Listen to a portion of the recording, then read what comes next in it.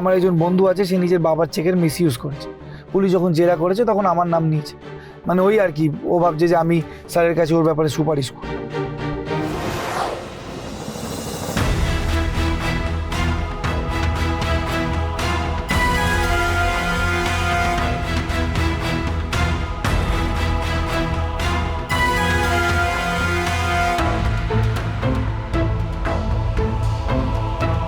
Madam, এটা কি শুভ? এই জন্য আমি তোমাকে ইডিয়েট বলি। এভাবে কেউ ভয় দেখায় নাকি? আর একটু হলে তো কিচ্ছু হবে না ম্যাডাম। যতদিন আমি আছি আপনার কিচ্ছু হতে দেবো না। আর আপনি আমাকে নিয়ে কেন ভয় পাবেন বলুন তো? আমি বাঘ না ভাল্লুক? আমি তো আপনার জন্য শুধুমাত্র একটা গাধা। আর ম্যাডাম, ভয় তো তারাই পায় যারা কোনো ভুল করে, আর আপনার তো কোনো ভুল করার ব্যাপারই নেই। তাহলে আপনি কেন ভাবছেন এটা নিয়ে? এত বলুন তো।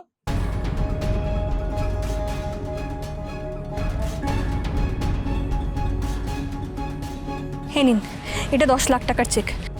আচ্ছা, আমি যদি কোনো ভুল করেও থাকি আর সেই ভুলে যদি কারোর অনেক বড় উপকার হয় তাহলে? মানে আপনি বলতে চাইছেন আপনার ভুল করার উদ্দেশ্যটা যদি ঠিক হয়ে থাকে, তাই তো? হ্যাঁ, একদম। আমার সেই ভুলে যদি কারোর জীবন বেঁচে যায়, হ্যাঁ হতে পারে সেটা দুনিয়ার জন্য। দুনিয়ার কথা ছাড়ুন ম্যাডাম, আপনার ভুল করার উদ্দেশ্যটা যদি ঠিক হয়ে থাকে তাহলে দুনিয়া কি বললো তাতে কি যায় আসে বলুন তো? আসল কথা হলো এই ক্ষেত্রে সব সময় নিজের মনের কথা শুনবেন ম্যাডাম। আপনার মন যেটা বলবে সেটাই সঠিক, আপনার মনের কথাই শেষ কথা। আচ্ছা ম্যাডাম, আপনি সকাল থেকে ভুল নিয়ে তো সিরিয়াসলি কেন কথা বলছেন বলুন তো? আপনি কি কোনো ভুল করেছেন?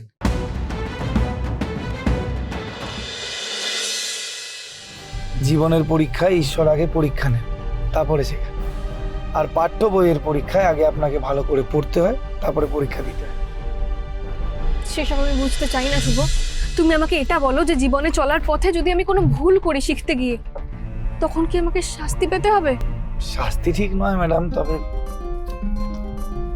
এক সেকেন্ড ম্যাডাম।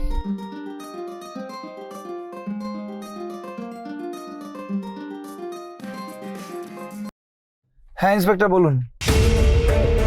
ওই চেকের ব্যাপারে কল করেছেন তো? না না, ও যেটা করেছে সেটা ক্ষমার অযোগ্য। ওর অবশ্যই শাস্তি পাওয়া উচিত।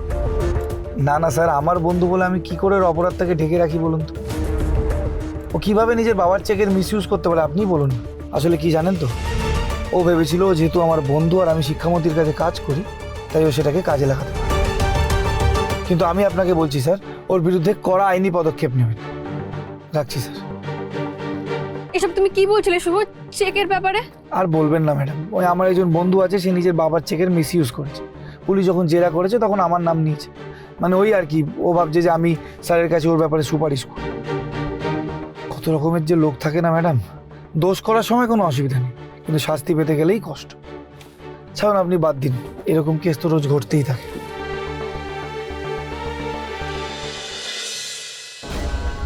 আমিও তো একই ভুল করেছি। শুভকে সবটা বললে ও আমাকে বাঁচানোর জন্য নিজের ঘাড়ে সব দোষ নিয়ে নেবে।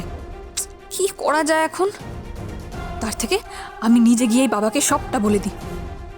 হ্যাঁ, এটাই ঠিক হবে।